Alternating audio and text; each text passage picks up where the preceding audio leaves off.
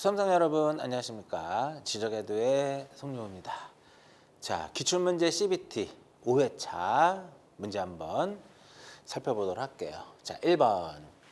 자, 1번 문제는 이제 좌표계를 묻는 문제예요. 좌표와 좌표계를 알고 있느냐 이걸 묻는 문제인데 우리가 어떤 한 점의 위치를 표현할 때 일단 좌표로서 표현을 하죠. 이러한 좌표계는 지구상의 어떤 한 점의 위치를 나타내는 지구좌표계하고 천체의 어떤 위치를 나타내는 천문좌표계로 나눠지는데 대체적으로 시험에 출제되는 그 범위는 지구좌표계 위주로 시험에 출제가 되고 있습니다. 자, 1번은 지구좌표계 중에서 어떤 것을 묻는 거냐면 가장 키워드가 이거죠. 영국의 그리니치 천문대를 지나는 좌호선을 우리는 무엇이라 그래요? 영국의 그리니치 천문대를 지나는 좌호선을 본초 좌호선이다라고 얘기를 하고요. 이러한 본초 좌호선하고 적도와의 교점을 원점으로 하는 좌표계가 뭐냐라고 묻는 거죠.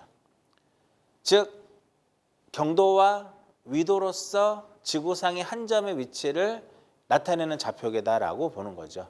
결과적으로 이 문제는 어떠한 점의 위치를 경도와 위도로서 나타내는 거죠. 이 점의 위치를 경도와 위도로서 나타내는 거고요.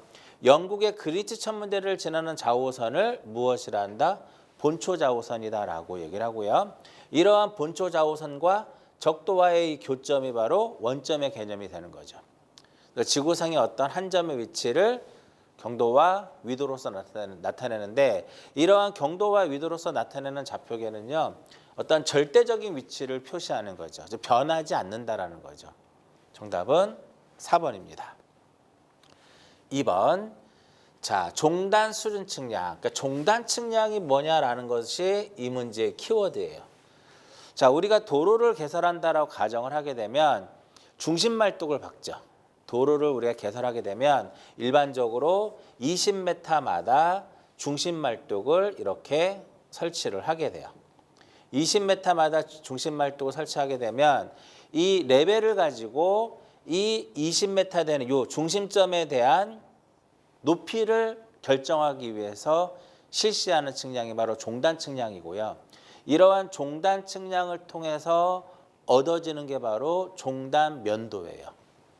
그래서 보시면 철도라든지 도로, 하천 등과 같은 노선을 따라서 각 측점, 중심점이 되는 거죠. 무엇을 측정한다? 지방고를 측정하는 거예요. 그래서 이렇게 종단 측량을 해서 얻어지는 결과물이 무엇이다? 종단 면도예요. 자, 이러한 종단 면도에는 측점에 대한 내용, 그다음에 거리, 추가 거리, 지방고, 구배, 성토고, 절토고 등을 종단 면도에 표현을 하는 거죠. 수준 측량을 할 때 보통 우리가 수준 측량은 표척과 레벨의 거리가 한 60m, 40에서 60m 거리가 적당하죠. 그렇기 때문에 이러한 종단 측량을 하는 데 있어서 중간점이라는 것이 발생할 수가 있어요. 자, 그럼 우리 수준 측량에서 중간점이 많은 경우에 사용되는 야장기법이 바로 무엇이냐면 기고식 야장기법이죠. 자, 각 측점에서 중심선의 직각 방향으로 이렇게 직각 방향으로 거리와 고저차를 측정하는 것은 종단 측량이 아니라 횡단 측량이죠. 종단 측량에 대한 설명이 아니라 횡단 측량에 대한 설명이에요. 그래서 횡단 측량을 해서 우리가 얻어지는 결과도가 바로 횡단 면도가 되는 거죠. 횡단 면도를 통해서 횡단 면적을 구하고 또 다른 측점에 대한 횡단 면적을 구하게 되면 이 점과 점 사이에 대한 토량을 또 구할 수 있는 거죠. 양단면 평균법을 이용을 해서 따라서 2번은 종단 수준 측량에 대한 설명으로 틀린 것을 물어봤기 때문에 정답은 4번이에요. 4번은 횡단 측량에 대한 설명을 하고 있는 거죠. 3번. 삼각 측량의 순서. 항상 모든 측량의 순서는 앞에 계획에 들어가요. 계획하고 그다음에 준비해서 답사해서 선점. 그래서 선점의 개념은 뭐냐면 우리가 삼각점을 설치하기 위해서는 시통도 가능해야 되고 집안이 견고해야 되고 이 설치된 삼각점이 영구적으로 보존이 돼야 되고 이러한 삼각점을 기준으로 해서 또 다른 점들을 결정하기 때문에 후속 측량의 이용 가치가 높아야 돼요. 그래서 선점을 잘 해야 되겠죠. 선점을 하게 되면 거기에다가 이제 땅을 파고 삼각점을 매설하고 측표를 설치하는 그러한 과정을 조표라 그래요. 그리고 이제 관측을 하고 계산을 하고 성과를 작성하는 거죠. 여기서 이 문제에서는 지금 계획과 준비 과정이 빠져 있는 답사, 선점, 조표, 관측, 계산, 정리 이것만 물어보고 있어요. 정답이 보이시죠? 정답은 1번입니다. 그 다음 4번. 수평각을 측정한다고 합니다. 수평각을 측정하는 방법에는 이렇게 단측법이 있고요. 그죠? 단측법이 있고 여러 번 측정을 해서 그 측정 횟수로 나눠주는 배가법, 반복법이다라고도 얘기를 하고요. 그 다음에 방향관측법. 이렇게 관측하고 이와 같이 관측하는 방향관측법이 있고 그 다음에 각관측법, 다른 말로 조합각 관측법이다라고 얘기를 하는데 이 수평각 측정 방법에서 가장 정밀도가 높은 게 바로 뭐예요? 조합각 관측법이에요. 각관측법이라고 하죠. 이러한 각관측법의 경우에는요. 측정하는 그 원리는 방향관측법하고 크게 다르질 않아요. 그런데 최수제곱법을 통해서 측정된 값들에 대한 각각의 측정한 값들이 있으면 이러한 측정값을 최수제곱법을 통해서 최화값을 산정하는 그렇기 때문에 수평각 측정법에서 가장 정밀도가 높은 게 바로 각관측법이에요. 이렇게 가장 정밀도가 높은 수평각 측정법이 무엇이냐라고 묻기도 하고 또 어떤 문제도 나올까요? 각의 총수를 구하는 문제도 많이 나오죠. 여기서 이 n은 요 방향선의 수를 얘기하는 겁니다. 각의 총수의 경우에는 방향선 수가 4개면 그냥 4고 4-1 나누기 2 이렇게 하세요. 6개가 되는 거죠. 조건식의 수는 출제 빈도가 높지는 않아요. 그러나 나올 수 있으니까 꼭 체크하시고요. 각의 총수를 묻는 문제 주로 많이 출제가 됩니다. 정답은 조합각 관측법이고요.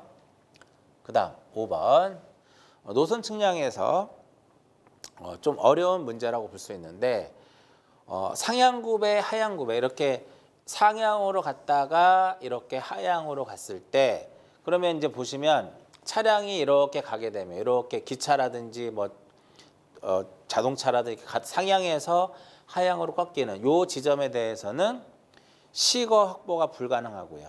그리고 또 하나 차량에 충격이 발생할 수 있죠.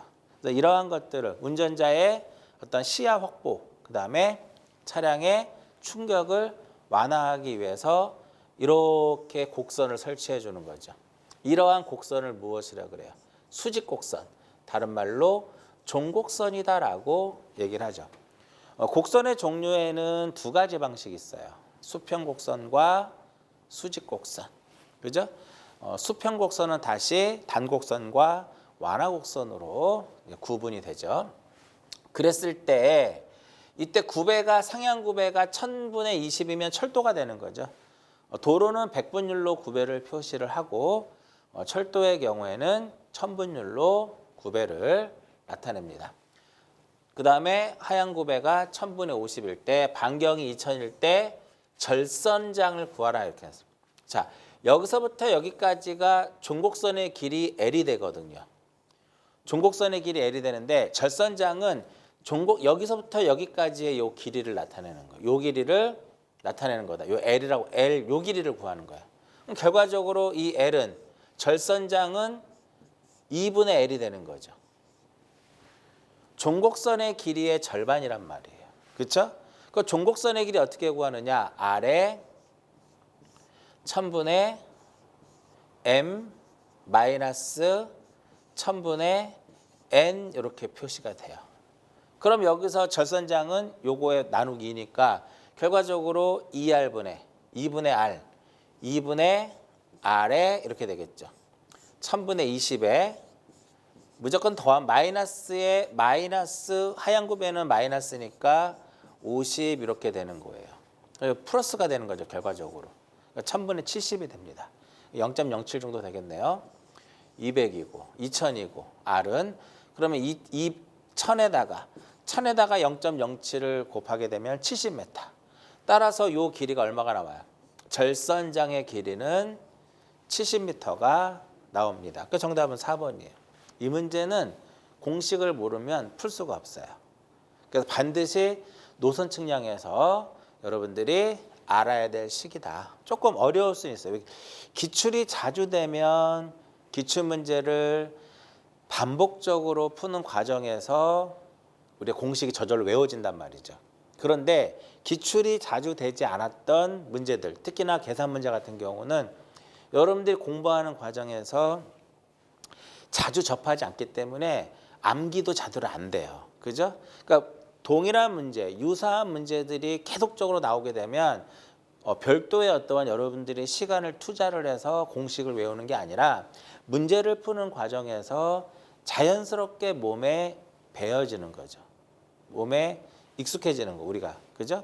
그렇게 해서 공식을 외우시면 돼요. 그래서 공식을 외우는데 스트레스를 받지 말고 어느 정도 집중을 해서 문제를 반복적으로 풀어보자 이거예요.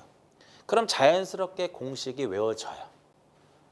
자, 정답은 4번이고요. 6번 바로 나왔네요. 점의 수가 측점수가 6개인데 각관측법이다. 각의 총수를 구해라 이렇게 나왔어요. 그러면 좀 전에 식 알려드렸죠? 얘는 각의 총수고 조건식의 수인데 각의 총수는 6개면 하나 빼요. 그럼 5개죠. 나누기 2를 하면 돼. 그럼 몇 개가 돼요? 15개가 정답이 되는 겁니다. 따라서 정답은 2번. 아니면은 이렇게 하나, 둘, 셋, 넷, 다섯, 6개를 딱 그려놓고 여기서 측정될 수 있는 모든 각을 표시해 보는 거예요. 하나, 둘, 셋, 넷, 다섯, 여섯, 일곱, 여덟, 아홉, 열, 열하나, 열둘, 열세, 열네, 열다섯 이렇게 되는 거예요. 근데 이게 방향선수가 10개 이렇게 돼버리면 복잡해지는 거죠. 만약에 조건식의 수를 물어보면은 6에서 하나를 빼고 2개를 빼요. 하나 빼기 2개 빼기 나누기 2를 하면 돼. 그럼 10이 되는 거죠. 또 조건식의 총수는 10개가 나옵니다. 근데 좀 전에 제가 말씀드렸듯이 이 각관측법에 대한 기본 원리를 묻는 문제하고요. 이렇게 각의 총수를 묻는 문제의 어떤 형태로 문제가 출제가 되고 있습니다. 정답은 2번. 그 다음 7번. 굉장히 출제 빈도가 높은 문제죠. 이 A점을 기준으로 해서 B점을 기준으로 해서 C점의 높이를 구하고자 합니다. 그랬을 때 최화값을 구하는 건데 A점에서는 거리가 2km를 가고요. B점으로부터는 5km를 가죠. 5km를 가고 A점을 통해서 C점의 높이를 구했더니 75.363이고 그 다음에 75.377이에요. 그러면 결과적으로 이 문제를 풀 때는 364와 373은 답이 될 수가 없어요. 둘 중에 하나가 답이 되는데 눈으로 찍는 겁니다. 왜냐하면 364는 여기에 너무 근접하고 있잖아. 373은 또 여기에 너무 근접하고 있단 말이야. 그렇죠? 그러면 정 가운데는 얼마일까요? 370이 정 가운데죠. 맞죠? 363과 377의 정 가운데는 370이야. 그런데 우리가 수준 측량에서는 거리가 멀수록, 그죠? 레벨을 세우는 횟수가 많아지기 때문에 거리가 길면 관측값의 신뢰도가 떨어져요. 그래서 경중률은 노선 거리에 반비례하는 거죠. 그 결과적으로 A는 2km고 B가 5km이기 때문에 관측값의 신뢰도는 A가 더 좋다라는 거예요. A가 좋기 때문에 결과적으로 최화값은 A에 가까운 값이 될 수밖에 없다. 그래서 풀지 않아도 정답은 2번이 되는 겁니다. 어떻게 풀 것이냐? 경중률 먼저 계산해야 되겠죠. 2분의 1 대 5분의 1이니까 5대 얼마? 경중률은 5대 2가 돼요. 그 최악값 H0는 많이 우리 풀어봤던 거죠. 5 플러스 2분의 5 곱하기 63 뒷자리 두 자리 뒤에 거 두 자리만 끄고 할게요. 63에다가 플러스 2 곱하기 얼마? 77 이렇게 하게 되면 67이 나와요. 이렇게 67 이렇게 해서 정답은 얼마가 되냐면 정답은 2번이 됩니다. 만약에 370이 나올 수는 절대 없어요. 370도. 왜냐하면 좀 전에 얘기한 것처럼 2kg고 5kg면 관측값의 신뢰도는 2kg가 훨씬 더 신뢰도가 좋아요. 레벨을 그만큼 적게 세우기 때문에. 그렇다고 해서 364가 돼버릴 수는 없어요. 왜냐하면 5kg를 측정한 것도 무시할 수는 없으니까.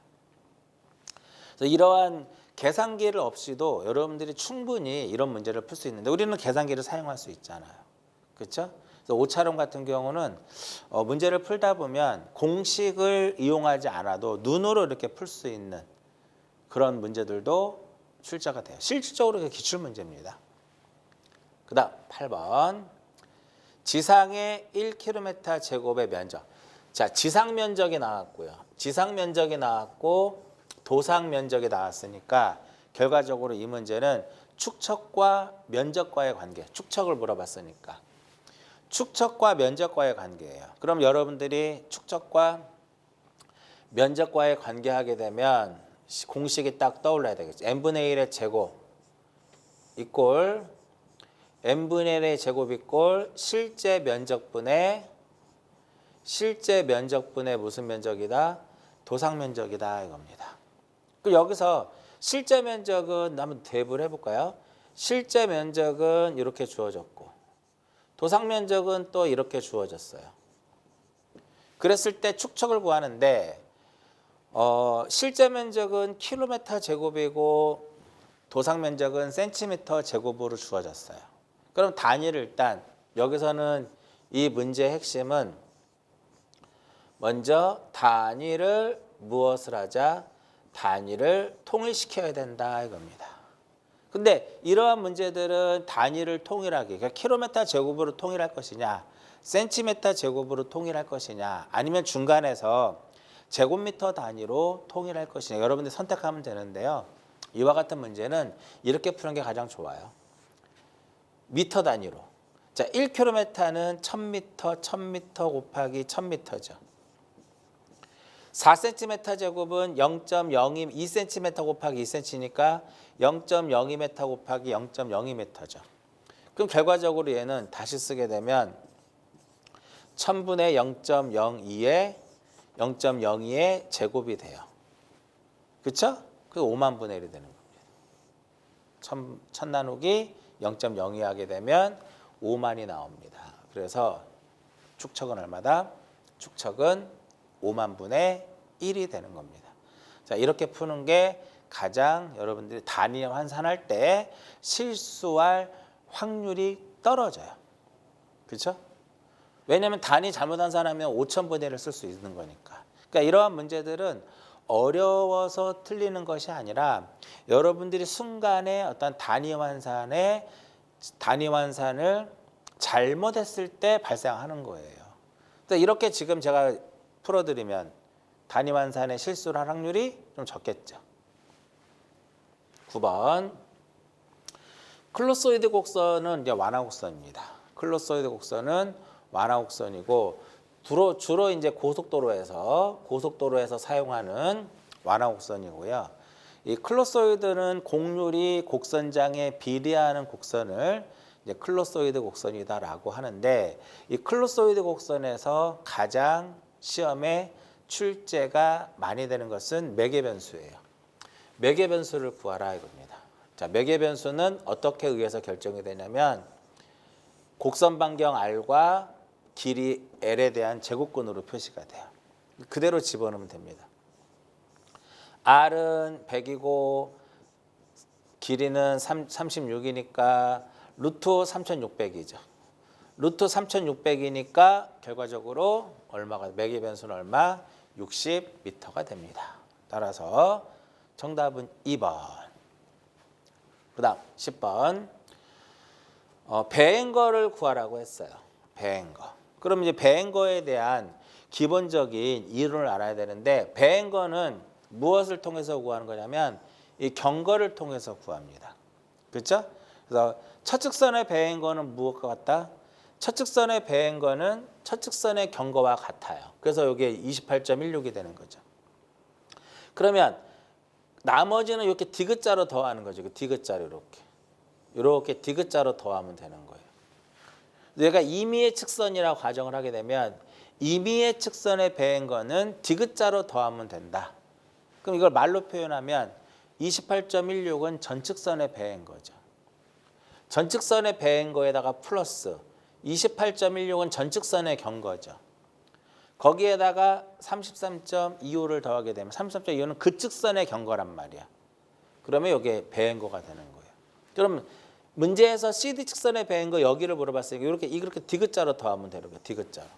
그러니까 75.19는 89.57 전측선의 배행거에다가 플러스 전측선의 경거에다가 플러스 그 측선의 경거를 더하면 돼요. 이렇게 하게 되면 75.19가 나옵니다. 정답은 1번이고요. 마지막 측선의 배행거는 마지막 측선의 경거와 같죠. 그렇죠? 마지막 측선의 배행거는 마지막 측선의 경거와 같은데 여기서는 부호가 어떻게 돼요? 부호는 반대가 되는 거죠. 여기 마이너스고 여기는 플러스가 됩니다. 배행거에 대한 개념 이렇게 해서 정리를 하시면 됩니다. 11번 바로 나와요. 배행거를 이용한 면적 계산에 대한 설명이다. 옳지 않은 것은 배행거 계산 좀 더 설명했는데 차측선의 배행거는 차측선의 경거와 같고 임의의 측선의 배행거는 이렇게 디귿자 생각하라 그랬죠. 이게 1번이고 얘가 2번이고 얘가 3번이면 전측선의 배행거에다가 전측선의 경거에다가 그 측선의 경거를 더해주면 돼요. 마지막 측선의 배행거는 마지막 측선의 경거와 같은데 부호가 반드시 반대가 되고요. 배면적은 어떻게 구할 것이냐? 배면적은 배행거에다가 곱하기 위거를 해주는 거예요. 배행거 곱하기 무엇이다? 위거입니다. 경거를 곱하는 게 아니라 각 측선의 배행거에다가 위거를 곱하게 되면 그것이 배면적이 돼요. 나머지는 다 맞는 말. 그래서 실제 면적을 3번에 보시면 그래서 실제 면적은 그 두 배의 면적을 2로 나눈 값을 갖는 거고요. 1번 한번 볼게요. 횡거. 이렇게 직각좌표가 이렇게 있으면 측선 이렇게 A가 있고 B가 있으면 횡거라고 하는 것은 뭐냐면 이제 배행거가 아니라 횡거죠. 횡거라고 하는 것은 측선의 중점으로부터 이 좌우선까지의 이 길이 측선의 중점으로부터 그 좌우선까지의 길이를 횡거다라고 얘기를 합니다. 맞는 말이에요. 정답은 4번. 그 다음 12번. 측선의 길이가 주어지고요. 경거의 부호가 주어졌는데 경거의 부호가 마이너스예요. 위거 값이 마이너스일 때 방위각은 얼마가 될 것이냐 이겁니다. 잠깐 볼게요. 위거의 부호가 마이너스고 경거의 부호가 마이너스면 이 측선은 1상한, 2상한, 3상한, 4상한이면 3상한에 존재하는 겁니다. 그러면 보기 중에 정답은 3상한이니까 2번 아니면 4번이에요. 1번, 3번은 답이 될 수 없고 2번 아니면 4번이 되는데 이렇게 그려지는 거죠. 지금 이게. 이 문제를 가지고 그리게 되면 이렇게 그려져요. 그럼 여기서 이제 위거 값이 요 길이가 100m란 말이죠. 근데 위거 어떻게 구할까? 위거는 거리에다가 코사인의 세타가 되는 거죠. 그러면 요게 세타 값이 되는 거죠. 요게 방위각을 넣어도 되고 방위를 넣어도 되고. 그 여기가 만약에 코사인 60도가 얼마예요? 0.5죠. 코사인 60도가 0.5란 말이에요. 그러니까 0.5에다 곱하기 100을 하게 되면 50인데 위거의 값이 마이너스 50이니까 요 값이 60도니까 결과적으로 세타 값은 얼마가 돼요? 240도가 되는 거예요. 그래서 정답은 몇 번이다? 정답은 2번이다 이겁니다. 자, 이렇게 푸세요. 자, 그림이 이해 안 되면 자, 위거는 거리에다가 코사인의 세타죠. 그렇죠? 그랬을 때 위거 값이 마이너스 50이고 거리가 100이라고 합니다. 코사인 세타. 그럼 세타 값을 구하면 돼요. 근데 세타 값을 구하는 세타 값은 이쪽일 수도 있고 이쪽일 수도 있는데 이쪽은 이제 값이 안 보이잖아, 눈에. 없잖아요. 90에서 180 사이가 없잖아요. 180은 답이 될 수는 없는 거니까. 그래서 자연스럽게 여기가 240도가 되는 거죠. 아니면 계산기로 하나씩 넣어보세요. 100에다가 곱하기 코사인 180도, 100 곱하기 코사인 240도, 여기 이게 답이 되네 이렇게 되는 거죠. 이해하셨나요? 60을 넣으면 플러스 50이 되는 거니까 답이 될 수 없는 거예요. 그 210도를 넣으면 마이너스 86.6이 나옵니다. 이해하셨죠? 따라서 정답은 2번. 조금 이제 응용적인 문제긴 하지만 우리가 위거와 경거에 대한 개념을 여러분들이 알고 있으면 무난하게 풀 수 있는 그런 문제이기도 합니다. 13번. 자, 어떤 다각형의 전측선의 길이 시그마 L이라고 시그마 L 900이고요. 폐합비가 5,000분의 1인데 여기서 폐합비 어떻게 구할까요? 폐합비 n분의 1은 총 길이분의 무엇이 될까요? 총 길이분의 폐합 오차로 표현할 수 있죠. 자, 그랬을 때 축척이 600분의 1일 때 폐합 오차는 얼마까지 허용되는가 이겁니다. 그래서 이 문제는 먼저 폐합비가 지금 5,000분의 1이죠. 5,000분의 1이고 전체의 길이가 900m예요. 그랬을 때 폐합 오차를 구하는 겁니다. 이 폐합 오차를 구했더니 0.36이 남아요. 근데 0.36m죠. 이거는 실제 거리, 도산 거리, 실제 거리.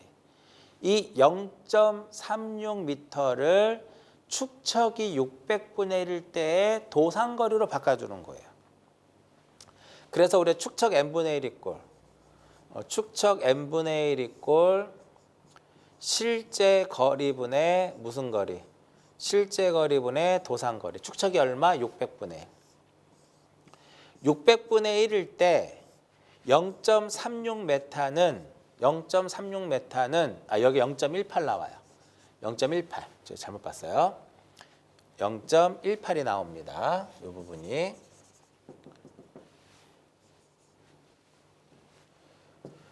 0.18이 나와요. 18 곱하기 5에 9 나오니까 0.18m를 도산 길이가 얼마가 될 것이냐 이거예요. 그러면 보시면 26, 30, 46, 50 이렇게 대충 숫자 봤을 때 3 정도만 곱하면 18이 되겠죠? 0.3mm가 나옵니다. 정답은 2번이에요. 자, 이 문제는 폐합비라는 것, 그러니까 폐합비를 이용해서 총길이분의 폐합 오차를 이용을 해서 폐합비와 총길이를 통해서 폐합 오차를 구한 다음에 이 폐합 오차를 축척이 주어졌을 때 도산거리로 환산하는 그런 문제가 되는 거죠. 정답 2번. 14번. A로부터 B에 이르는 수른 측량을 한 결과 그림 그림이 이렇게 돼요. A가 있고 B가 있어요. 그래서 이게 5km, 얘가 1코스고 여기가 2코스예요. 2코스고 여기가 3코스예요. 그랬을 때 1코스를 통해서 B점의 높이를 구한 결과 2코스를 이용해서 구한 거, 3번 코스를 이용해서 구한 거 이렇게 되는 거예요. 42, 43, 40 이렇게 됩니다. 42, 43, 40이었을 때 거리가 다 줄어들었죠. 5km, 2km, 4km가 줄었습니다. 그랬을 때 최하값을 구하는. 그럼 먼저 뭐부터 계산해야 돼요? 경중률 계산해야 되겠죠?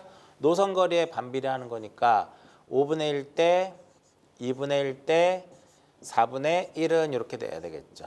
그러면 얘는 20을 가지고 구하면 되겠네. 4대, 10대, 5 이렇게 됩니다. 그죠? 4대, 10대, 5. 4까지는 똑같으니까 2, 3년 갖고 할게요. 4 플러스 10 플러스 5분의 4 곱하기 2 플러스 10 곱하기 3 플러스 5 곱하기 0 이렇게 됩니다. 30이고 38.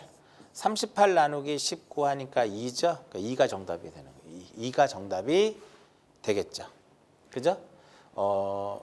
따라서 요 2가 요 4가 정답이 되는 거죠.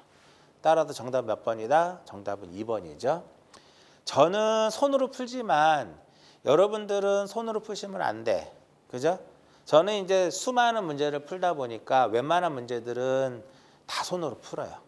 특수각이라든지 우리가 손으로 구할 수 없을 정도의 복잡한 문제를 빼고는 전부 다 손으로 풀고. 저 지금 손으로 풀고 있잖아요. 모든 계산 문제들을. 계산기를 가져가지 않아도 측량 기능에서 합격할 수 있습니다. 왜? 손으로 풀 수 있으니까. 물론 시간이 좀 더 걸릴 수 있겠죠. 그죠? 근데 여러분들은 계산기를 사용해서 문제를 푸는 습관을 들이셔야 돼요. 왜 그러냐? 나중에 여러분들이 필기를 합격하고 2차 시험에서 복잡한 계산 문제를 푸는 건 아니지만 역시 계산기를 통해서 트래버스라든지 수준 측량에 대한 성과 작성에 대한 부분을 공부를 해야 되고 그 부분에 대해서 시험에 나오기 때문에 계산기를 사용을 해서 빠르고 정확하게 누를 수 있는 그런 연습이 필요합니다. 2차를 위해서. 그 다음 15번. 방위각과 방위와의 관계를 묻는 문제예요. 이 문제는 이상한이라고 했어요. 이상한. 그럼 이상한이면 1상한, 2상한 여기 되는 거죠. 그랬을 때 요 값이 세타가 되는 거예요. 그 N, S, E, W죠. 방위는 항상 요 NS축을 기준으로 하는 겁니다. NS축을 기준으로 해서 여기서 요각으로 표시가 되는 거니까 SE가 되는 거예요. 그래서 SE에 요각으로 표현되는 거니까 180 마이너스 세타로 표현되는 거죠. SE에 180 마이너스 알파, 이거 알파 이렇게 되는 거죠. 정답은 2번. 그래서 방위각과 방위에 대한 것 다시 한번 보게 되면 일상안의 경우에는 요게 일상안이잖아요. 이렇게 있어. 요게 세타 값이야. 세타 n과 2의 세타로 표시가 되는 거고요. 이상안일 때는 요 값이 세타니까 요 값으로 표시되는 거니까 S2에 180 마이너스 세타. 3상안이면 이쪽이죠. 그러면 여기서 요각으로 표시되는 거니까 여기까지 세타죠. 그러니까 세타 마이너스 180이 되는 거예요. 세타 마이너스 180이 되는 거고. 그 다음에 4상안은 이쪽이니까 여기서부터 여기까지 세타니까 300 요각으로 표시되는 거는 360 마이너스 세타가 되는 거죠. 이해하셨나요? 여기서 정답은 몇 번이다? 정답은 2번. 앞으로 여러분들이 문제를 푸는 과정에서 방위각이 주어지고 그것을 방위로 환산하는 방법. 또한 방위가 주어지고 그것을 방위각으로 또 환산하는 그러한 문제들도 앞에서도 여러분들 경험을 해봤지만 6회, 7회, 8회를 푸는 과정에서도 그러한 문제들을 종종 볼 수 있을 겁니다. 16번. 기준면으로부터 표고를 측정해 놓은 측표예요. 그러니까 정확한 점이죠. 높이 측정을 위한 점이에요. 그러니까 수준점이 정답이 되겠고요. 자, 17번. 토량 계산에 대한 건데요. 토량 계산에는 이렇게 중앙단면법이 있고 양단면 평균법이 있고 각주 공식이 있는데요. 첫 번째 양단면 평균법, 양단면 평균법이 있고 그 다음에 각주 공식이 있고 중앙단면법이 있는데 양단면 평균법, 그 다음에 각주 공식, 중앙단면법을 통해서 최적을 구했을 때 양단면 평균법이 가장 값이 크게 나와요. 그 다음에 각주 공식이고 중앙단면법이 가장 적게 나옵니다. 그럼 여기서 문제에서는 대소관계를 옳게 표시한 거니까 정답은 3번이 되겠네요. 자, 중앙단면법이라고 하는 것은 중앙의 단면에다가 곱하기 거리를 해서 최적을 구하는 거고요. 그렇죠? 그 다음 양단면 평균법은 양쪽의 단면을 평균하는 거죠. 즉 양단면 평균법은 A1에다가 A2를 더해서 나누기 2를 하면 양단면이 단면에 대한 면적의 평균이 되는 거죠. 이 값에다 곱하기 L을 해주면 되는 거고. 각주 공식은 심플슨의 제1법칙과 동일하다라고 제가 여러 번 말씀을 드렸어요. 6분의 L에다가 처음 거 플러스 마지막 거에다가 플러스 4의 짝수 이렇게 해주면 돼요. 이렇게 해서 각주 공식에 의해서 최적을 구하는 식을 만들어내죠.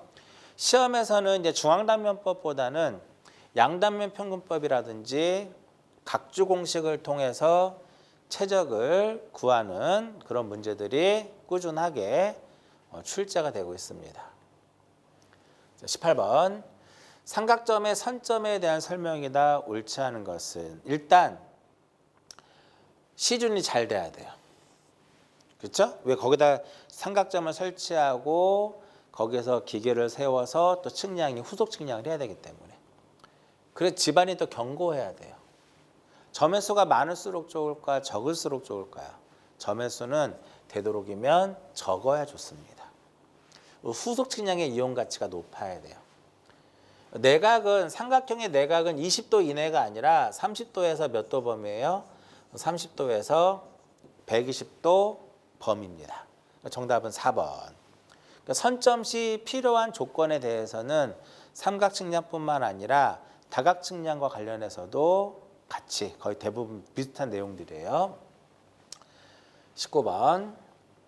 자, 500분의 1의 지용도를 통해서 2500분의 1의 지용도를 만들려고 합니다. 그럼 과연 이 500분의 1 가지고 2500분의 1의 지용도를 만들고자 할 때 이 500분의 1의 지용도가 몇 장이 필요할 것이냐 이겁니다. 축척이 어떠한 개념적으로 봤을 때 2500분의 1은 500분의 1보다 2500 나누기 500 하면 5죠? 제곱이에요. 25배의 넓은 면적을 2500분의 1에서 표현할 수 있습니다. 따라서 500분의 1의 어떠한 지용도를 가지고 2500분의 1의 지용도를 만들고자 할 때는 25장이 필요한 거예요. 정답은 4번이니까. 공식 몰라도 돼요.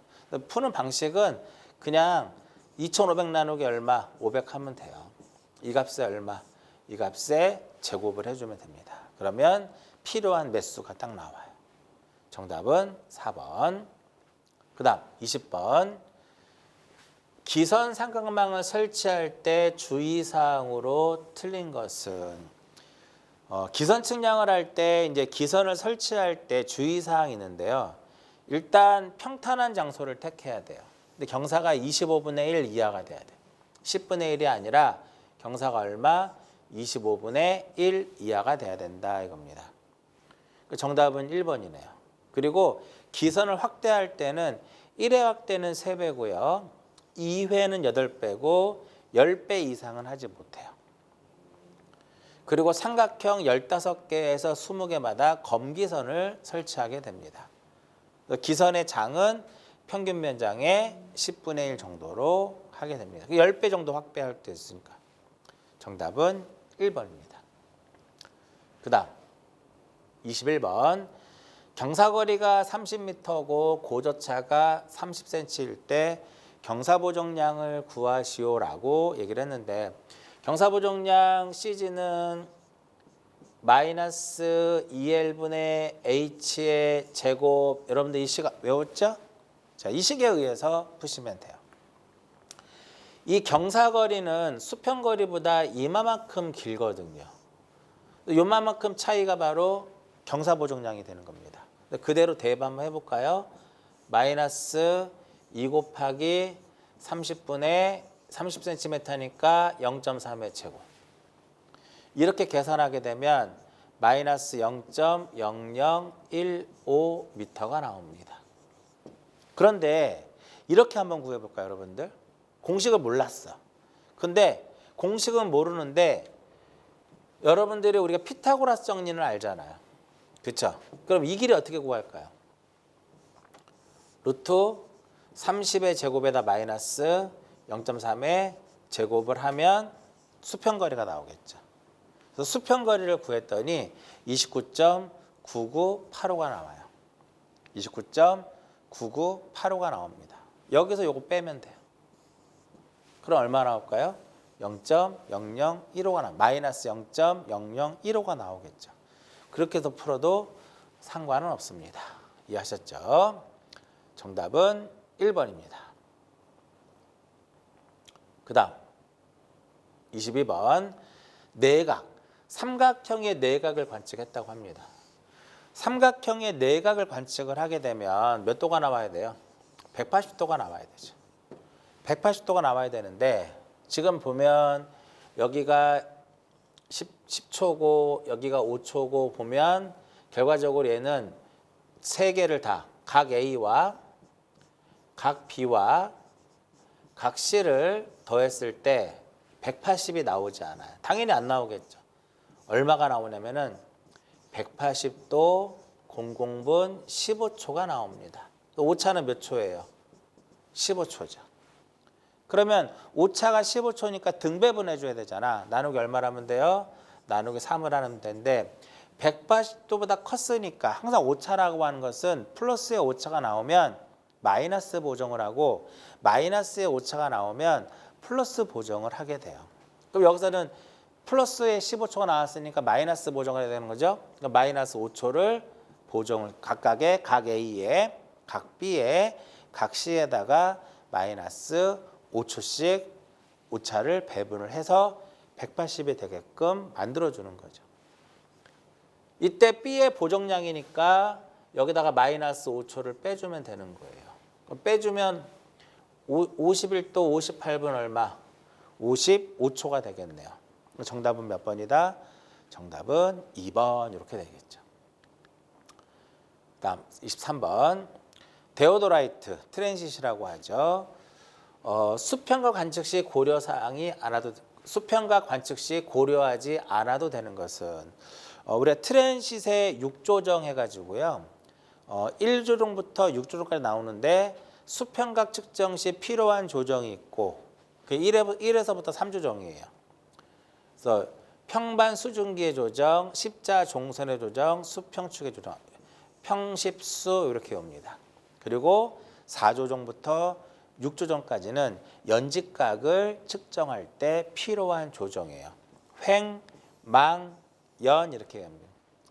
트랜짓의 6조정은 평십수, 횡망연 이렇게 보통 외워요. 평십수, 횡망연 이렇게 외웁니다.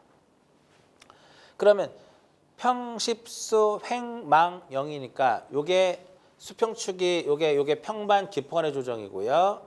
십자 종선이고 수평축이에요. 따라서 망원경 기포관의 조정은 5조정이거든요.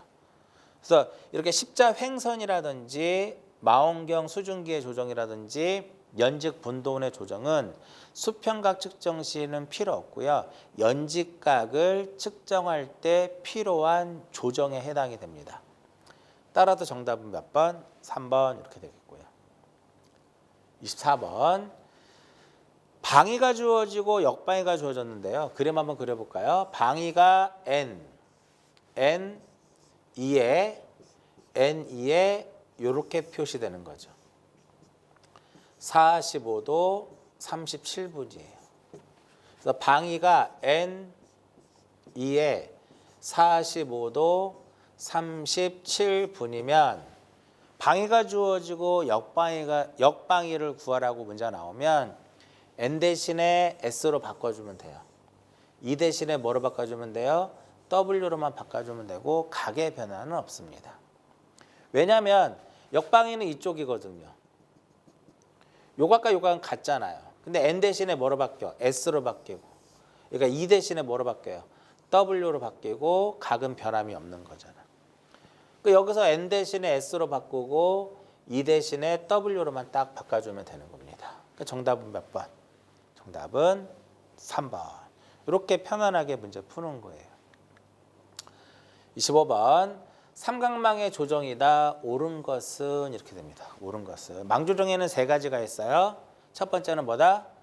삼각형의 내각의 합은 180도가 돼야 되는 각조죠. 그렇죠? 그래서 내각의 합은 180에 n-2가 돼야 되는 거고요. 두 번째 점조정. 점 조정은 한 점 주위에 둘러싸이는 이렇게 모든 각을 측정하면 몇 도가 나와야 돼요? 360도가 나와야 돼요. 540도가 아니라 360도가 나와야 되는 거고요. 그 다음 세 번째 변조정을 하는데 이 변조정의 개념은 뭐냐면 삼각망 중에 임의의 한 변의 길이는 그 계산에 가는 순서와 관계없이 같아야 돼요. 그렇게 같게끔 나오게끔 우리가 변조정을 하고 있고요. 삼각망을 이제 조정할 때 조건식에는 이렇게 각 조건이 있고 점 조건이 있고 변 조건이 있는 거죠. 틀렸고요. 1번이 맞네요. 삼각망을 구성하는 각각의 삼각형 내각의 합은 얼마가 된다? 180도가 돼야 된다. 25번의 정답은 1번. 26번. 수평각을 측정하는 방법 중에 서로 이웃하는 측선이 이루는 각이래요. 교각을 얘기하는 거죠. 교각이라고 하는 것은 이렇게 서로 이웃하는 측선이 이루는 각을 교각이다라고 얘기를 해요. 서로 이웃하는 측선이 이루는 각을 교각이라 하고 각 측선이 그 전측선, 요 각 측선이 전측선과 이루는 이러한 각을 교각이라고 하고요. 이렇게 폐합 트래버스인 경우에 폐합 트래버스의 경우에는 내각이 있고 외각이 있을 수 있고요. 그리고 우측각이 있고 좌측각이 있는데 이거 여기서 뭐냐면 이 방향으로 이렇게 진행을 한다고 하면 진행 방향의 왼쪽에 있으면 이거는 무슨 각이다? 진행 방향의 좌측에 있으면 좌측각이고 오른쪽에 있으면 이게 무슨 각? 우측각이 되는 거고요. 좌측각은 부호가 플러스가 되고 우측각은 부호가 마이너스가 됩니다. 이거는 우리가 방위각을 계산해 보면 좌측각의 어떠한 각은 방위각을 산정할 때 플러스의 부호를 갖게 되고요. 반면에 우측각의 경우에는 방위각을 산정하는 과정에서 마이너스의 부호를 갖게 돼요. 그리고 요 각과 요 각은 서로 간에 각각의 독립적으로 관측을 한단 말이에요. 독립적으로 관측을 하기 때문에 여기에 오차가 있으면 여기에 영향을 주는 것이지 다른 각에 영향을 주질 않아요. 그리고 한 번 측정하는 것보다는 여러 번 측정을 했을 때 배가법을 통해서 정밀도를 또 높일 수 있는 거고요. 교각법이 있고 평각법이 있고 방위각법이 있는데 이 평각법이라든지 방위각법에 비해서 이 교각법은 계산이 조금 복잡한 그러한 단점을 가지고 있죠. 정답은 교각법입니다. 27번. 트래버스에는 이제 그 결합 트래버스가 있고 폐합 트래버스가 있고 개방 트래버스인데 가장 정밀도가 높아요. 그리고 대규모라고 합니다. 그러면 결합이에요. 폐합은 소규모죠. 소규모. 왜? 다시 돌아와야 되니까. 그래서 트래버스에는 결합 트래버스. 기지점에서 출발해서 다른 기지점으로 갖다 붙이는 거죠. 기지점에서 출발해서 다른 기지점으로 갖다 결합시키는 방식이고 가장 정밀도가 높습니다. 폐합 트래버스는 기지점에서 출발해서 다시 출발점으로 다시 돌아오는 거예요. 결합은 대규모, 폐합은 소규모 이렇게 됩니다. 그 다음에 개방 트래버스는 임의의 점에서 시작해서 임의의 점으로 끝나는 거예요. 정밀도가 떨어져요. 그래서 노선 측량의 답사 굉장히 중요하죠. 노선 측량의 답사에 사용되는 게 바로 개방 트래버스입니다. 정답은 가장 정밀도가 높고 대규모 지역이라고 했으니까 결합 트래버스가 정답이 되죠. 여러분들 나중에 2차에서는 이제 폐합이 시험에 나오잖아요. 폐합이. 그다음 28번. 허용 폐합비가 5,000분의 1이라고 주어졌네요. 그랬을 때 위거 오차가 0.1이고 경거 오차가 0.2다. 총 길이가 주어졌죠. 그랬을 때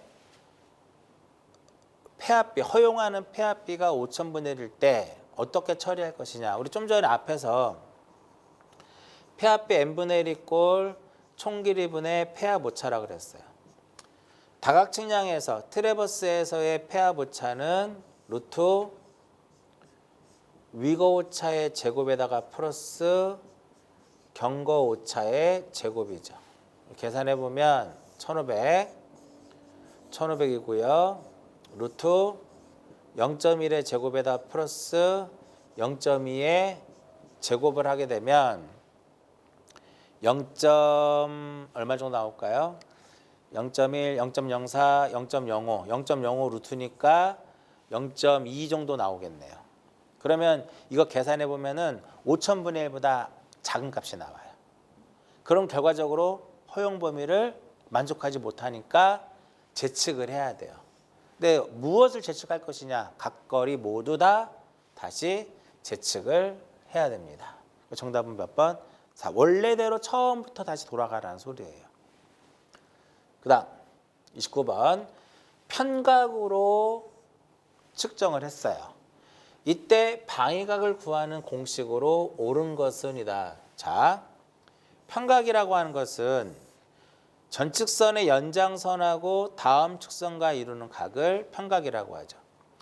전측선의 연장선과 다음 측선과 이루는 각을 편각이라고 해요. 시계 방향으로 돌아가는 거 우편각, 반시계 방향으로 돌아가는 거 좌편각. 우편각의 부호는 플러스, 좌편각의 부호는 마이너스. 그럼 만약에 AB 측선의 방위각, 여기 알파라고 주어졌다고 가정하게 되면 여기 편각을 세타1이라고 하고 여기를 세타2라고 하자고요. 그러면 BC가 있으면 BC 측선의 방위각은 어떻게 될까요? AB 측선의 방위각, 즉 하나 앞측선의 방위각에다가 플러스 편각을 하면 되겠죠. 우편각 플러스. CD 측선의 방위각은 BC 측선의 방위각에다가 마이너스 무엇이다? 세타2 이렇게 하면 돼요. 그럼 여기서 180이라는 말이 들어간 건 답이 될 수가 없어요. 왜? 편각에 의해서 방위각을 구할 때는 전측선의 방위각에다가 플러스 마이너스 편각이거든요. 우편각일 때는 플러스고 좌편각일 때는 마이너스가 돼요. 따라서 개념적으로 봤을 때는 3번 말고는 답이 될 수가 없어요. 정답은 3번입니다. 29번 거리 1km에서 각도 오차가 1분이라면 위치 오차는 어떻게 될 것이냐. 자, 이렇게 그림이 그려져요. 거리가 1km인데 1분이에요. 각오차가 60초죠. 그랬을 때 이게 얼마냐고 물어보는 거예요. 그럼 항상 여러분들 기억나시죠?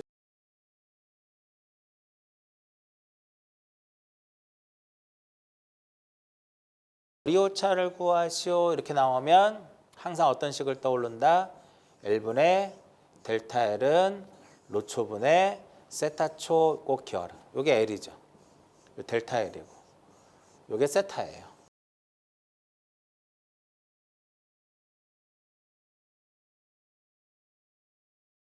62, 65초니까 그냥 20만만 넣어서 풀게요.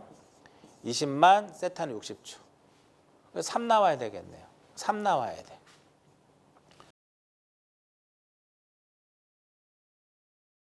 자, 이번 시간은 여기까지 정리하고요.